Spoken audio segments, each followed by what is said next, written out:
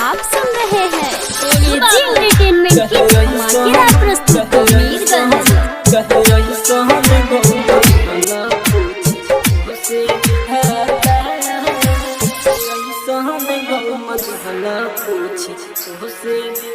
दिलवा के दर्द जाला नहीं, दिलवा के दर्द जाला नहीं, बहुते दुखता। कहे ऐसा गम दिहला पूछी तुझसे विधाता। कहे ऐसा गम दिहला पूछी तुझसे विधाता।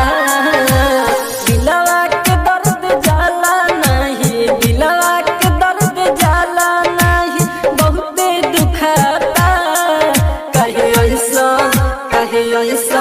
गम दिहला पूछी तुझसे विधाता। कहे ऐसा गम दिहला पूछी तुझसे विधाता। AG recording studio. कहे ऐसा गम दिहला पूछी तुझसे विधाता। गोलू बाबू कहे ऐसा मीरगंज।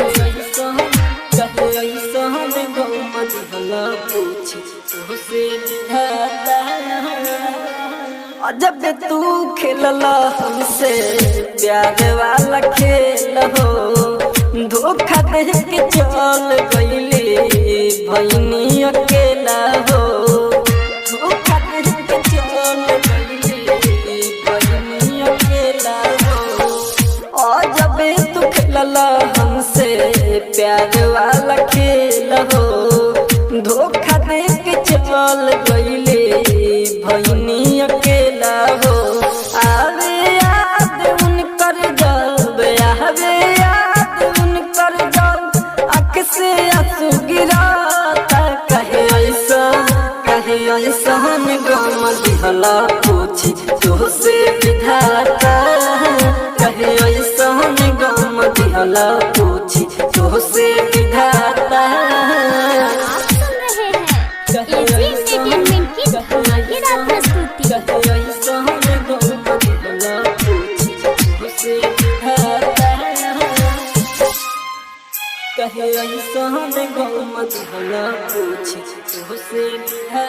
राजा राजा धनी सुदर्शन के तोड़ल दिल हो, जियल दू सवार भये बात मुश्किल हो।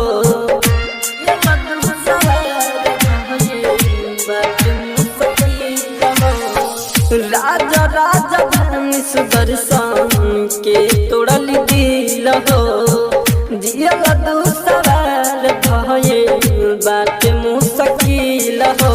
कितनो खाई जहरिया हम, कितनो खाई जहरिया हम, मोको नया बता। कहे ऐसा गम दिहला पूछी तुझसे विधाता। कहे ऐसा गम दिहला पूछी तुझसे